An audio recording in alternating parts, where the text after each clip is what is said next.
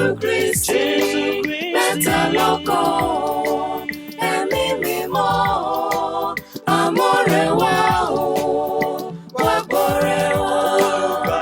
Olùgbàlà, Jésù Kristi, mẹ́ta lọ́kan, ẹ̀mí mímọ́, amọ̀rẹ́ wa o, wá gbọ́rẹ́ wa. Voilà, bonjour à toutes et à tous. Je suis très heureux ce matin de me retrouver au Bénin avec vous.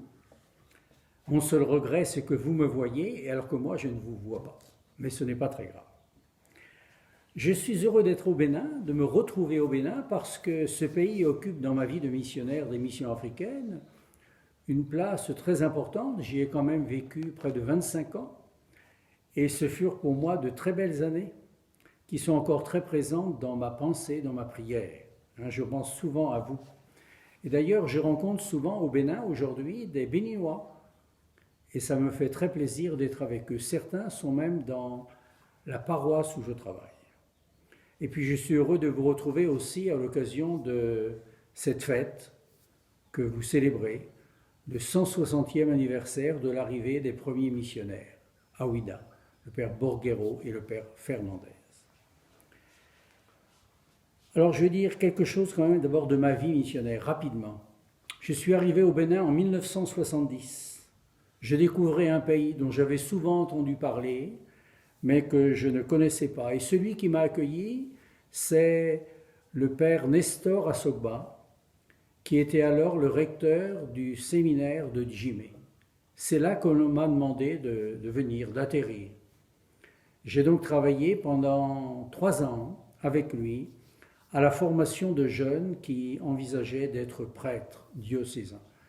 Et je me sentais bien parce que la formation du clergé local a toujours été, pour notre fondateur, Monseigneur de Marion-Brézillac, une de ses priorités, former un clergé local. Malheureusement, au bout de 3 ans, on m'a demandé de retrouver la France, de revenir en France. J'ai obéi à mes supérieurs avec un peu de regret, mais j'ai obéi quand même. Et je ne suis revenu en Afrique, au Bénin, que 7 ans plus tard. En 1980, je reviens au Bénin et je suis nommé dans la paroisse Saint-François d'Assise de Boïcon. Je vais y vivre là 9 ans. D'abord avec le père André Perrin, que certains d'entre vous connaissent bien et qui nous a quittés aujourd'hui. Et puis un peu plus tard avec 2 jeunes prêtres africains qui commencent leur ministère, c'est le père Didier Legonou et le père Pascal Abodé. Et là aussi, je vais être très bien. Je vais découvrir la vie paroissiale. C'était une grande paroisse où il y avait de quoi faire pour travailler. Mais je ne veux pas m'arrêter sur ces premières années de ma vie au Bénin. On m'a demandé surtout de vous parler de cette période où j'ai été nommé régional. Et sur cette nomination de régional, j'ai un souvenir très précis. C'était le 4 juillet 1989. Ce jour-là, je fêtais à la paroisse de Boïcon, Saint-François d'Assise de Boïcon, mon anniversaire. J'avais 50 ans. Et nous étions rassemblés sous la patame de la mission, avec des membres du comité paroissial, avec des religieuses, avec des catéchistes. Et soudain, quelqu'un est venu me dire « Mon père, on t'appelle au téléphone ». Je suis donc allé au téléphone, un peu naïvement, en me disant « C'est quelqu'un qui veut me souhaiter mon anniversaire, très bien ». Mais celui qui était au bout du fil, c'était en réalité mon supérieur provincial. Et il m'a dit ceci « André, tu viens d'être nommé régional de la région Bénin-Niger. » Ça a été pour moi un peu une douche froide parce que j'ai compris tout de suite que j'allais devoir quitter une paroisse que j'aimais beaucoup. Mais le côté positif de cette nomination, c'est que je restais au Bénin. Et je suis donc allé m'installer à la maison régionale de Cotonou, à Akpakpa, que vous connaissez bien, certains d'entre vous. Et à cette époque, il y avait environ 100 missionnaires SMA répartis du nord au sud, ainsi que les confrères du Niger qui à cette époque dépendaient du Bénin. Alors qu'est-ce que je retiens? C'est cela, je crois que vous cherchez un peu, de mon travail de régional pendant 6 ans. Premièrement, il m'a d'abord fallu apprendre à connaître le Bénin. Jusqu'ici, j'étais resté un peu dans la région du Zou. Mais comme les SMA étaient présents à cette époque dans tous les diocèses du Bénin, du nord au sud, de l'est à l'ouest, je suis donc parti à la découverte de ce pays. Et j'ai découvert en particulier sa variété et sa diversité. Le pays Fon, ce n'est pas le pays Bariba. Le pays d'Acha, ce n'est pas le pays d'Itabari. Il y avait, je l'ai découvert en visitant le Bénin, eh bien, une grande variété. Et je me disais, ben voilà, il faut que chaque missionnaire s'adapte à la région dans laquelle il est nommé pour y annoncer la bonne nouvelle du Christ. Et j'ai, dans cette découverte du Bénin, quelques anecdotes. Je voudrais vous en citer une. Un jour, j'ai fait visiter le Bénin au père Daniel Cardo. Il était à l'époque notre supérieur général. Il venait rencontrer les confrères. Je l'ai donc accompagné dans toute sa course. Et à un moment, alors que nous étions sur la route entre Banikwara et Tobré, certains d'entre vous doivent connaître, il m'a dit, dans quelques kilomètres, là, nous allons nous arrêter. Je voudrais saluer celui qui m'a appris le Bariba. Je sais où il habite, c'est pas très loin de la route, je vais aller le saluer. Ça fait 30 ans que je ne l'ai pas vu. Je me suis arrêté, nous sommes partis dans la maison, et un vieux papa nous a accueillis. Et Daniel et lui ont discuté pendant une bonne heure. Je ne comprenais rien, le Bariba m'est étranger, mais je sentais que le courant passait entre ces deux personnes. Et à un moment, Daniel m'a dit, bon, il faut qu'on continue, notre route est encore longue jusqu'à Natitingou. Et à ce moment-là, ce papa-là a appelé un de ses petits-fils et lui a demandé d'aller prendre quelque chose, c'était un canard. Il voulait offrir un canard au père Daniel avant qu'il ne parte. Nous sommes arrivés à la voiture, nous avons soulevé le coffre de la voiture, ce vieux papa a mis le canard dans le coffre, et soudain il a tourné les talons, il est reparti vers sa case sans nous dire au revoir. J'étais très étonné, très surpris, en pays Fon, on ne ferait jamais ça. Et le père Cardo m'a dit ceci, il m'a dit, tu vois, ce papa-là, il part vite parce qu'il est en train de pleurer. Il est très ému de m'avoir revu. Et nous avons dit des choses importantes ensemble.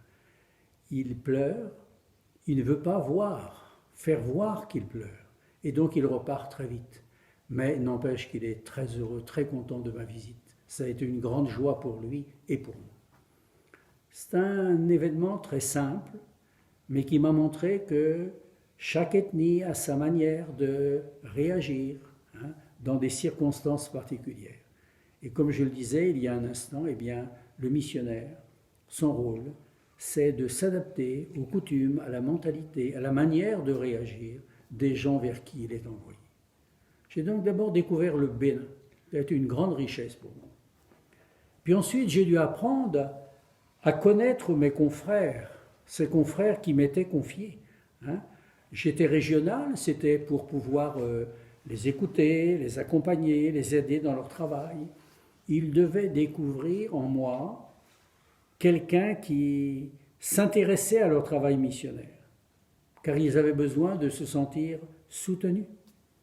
Et je me suis donc mis à visiter toutes les missions où il y avait des SMA. Et il y en avait beaucoup. Et 2 fois par an, systématiquement, je partais visiter le Nord Bénin. Je partais pour 3-4 semaines. Je m'arrêtais dans chaque mission, j'y restais 1 jour ou 2, et nous parlions. Nous parlions du travail, des joies, des difficultés rencontrées. Et c'était passionnant, parce que je découvrais le travail de la SMA à l'intérieur de tout un pays. Et là aussi, j'ai des souvenirs très forts de ces visites. Je me souviens par exemple, vous allez sourire un peu, d'un confrère qui profitait de mon passage pour vider son sac. C'était un homme très critique sur son évêque, sur ses confrères, sur les catéchistes. Il voyait tout ce qui n'allait pas. Et donc, il passait beaucoup de temps avec moi en critiquant les uns et les autres, voilà, parce que personne ne trouvait grâce à ses yeux. Voilà. Bon, c'est aussi le travail d'un régional, d'écouter longtemps sans juger. Mais ce qui m'a frappé, c'est que ensuite, nous dénions ensemble, la conversation continuait. Et au moment où nous allions nous coucher, ce confrère, plusieurs fois, m'a dit, « André, je voudrais me confesser. » Il se mettait à genoux, à côté de moi, et il reprenait au fond tout ce que nous avions dit ensemble, mais d'une autre manière, parce que cette fois-ci, il se mettait lui-même en cause. Il disait tout ce qui n'allait pas dans son propre comportement, la part qu'il avait dans la critique qu'il m'avait partagée quelques instants à l'avance. Et j'étais émerveillé de cette vérité qui sortait de la bouche de ce confrère. Si j'étais resté à ce qu'il m'avait dit au début, j'aurais été très mécontent. Mais après sa confession, j'étais émerveillé. Voilà ce que j'ai vécu comme régional. Et puis, je ne terminais jamais mes visites sans aller voir l'évêque du diocèse que je venais de visiter. Je voulais montrer par cette visite que les missionnaires SMA n'étaient pas là pour faire leurs affaires, pour réaliser leurs projets, mais qu'ils étaient vraiment au service d'une église locale. Et les évêques, en retour, me partageaient aussi ce qu'ils pensaient des confrères, ce qu'ils attendaient d'eux.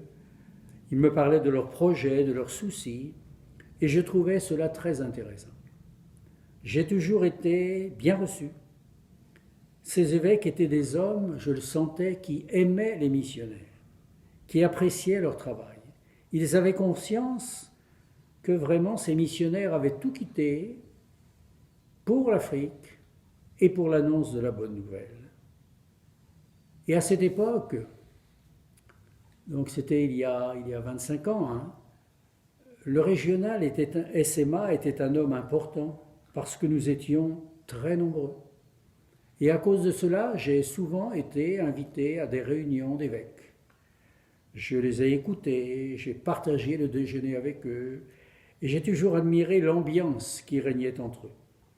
Ils étaient tous, à cette époque-là, de la même génération, ils se connaissaient bien.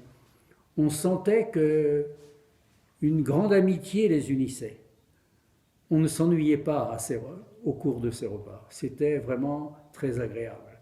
C'était à la fois riche au niveau pastoral et puis riche au niveau humain. Un autre aspect de mon travail de régional à cette époque, c'est que c'est l'époque où est née la Fondation Afrique. Mon prédécesseur, le père Michel Ouaret, avait construit le centre Brésillac.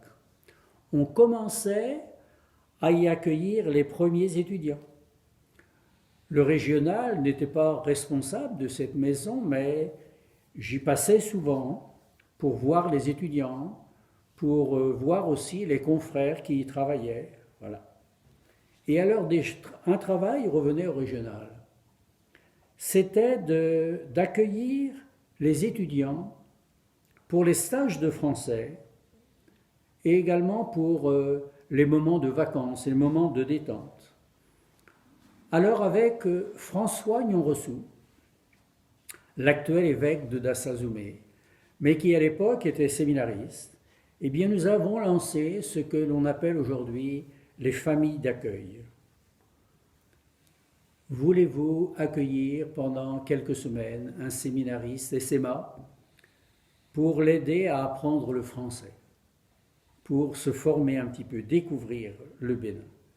Et j'ai été alors très étonné de la générosité avec laquelle les familles d'accueil ont répondu. Les gens étaient véritablement heureux d'accueillir des séminaristes SMA, parce que déjà ils connaissaient les SMA. Ils en avaient eu beaucoup comme curés. Et à l'époque, à Akpakpa, c'était des SMA qui s'occupaient de la paroisse.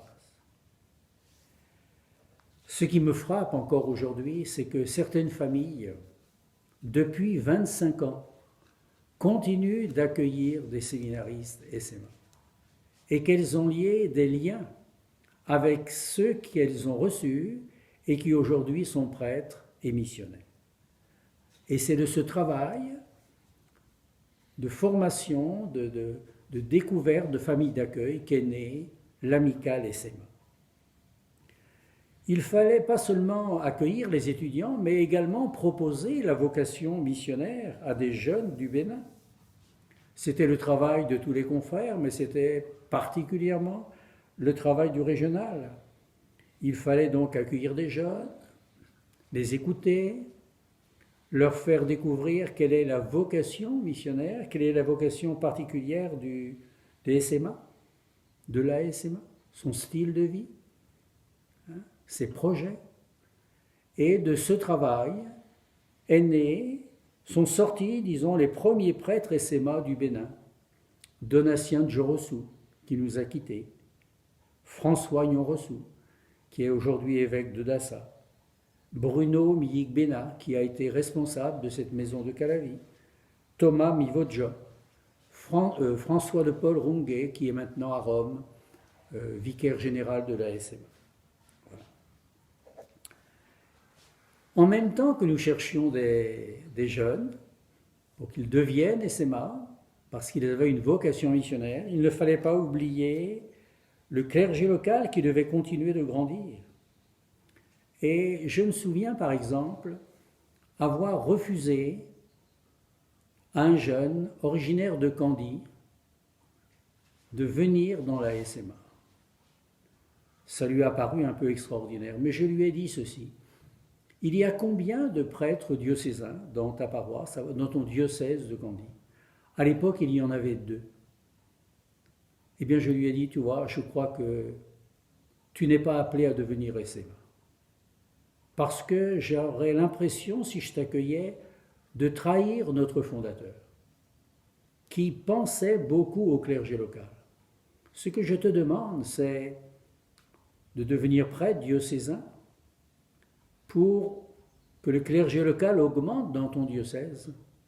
Et tu pourras peut-être demander à ton évêque de te nommer proche des SMA pour vivre un peu de leur esprit.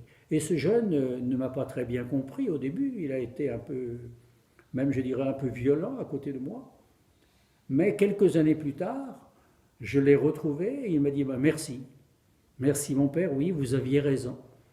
Il ne faut pas oublier notre église locale, j'en fais partie. Et maintenant, moi, si je trouve des jeunes qui veulent devenir SMA, eh bien, je vais les aider à rentrer dans cette congrégation qui a évangélisé le Bénin.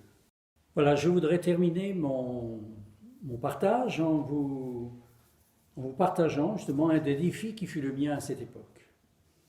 Le nombre des pères SMA européens diminuait à cette époque assez vite.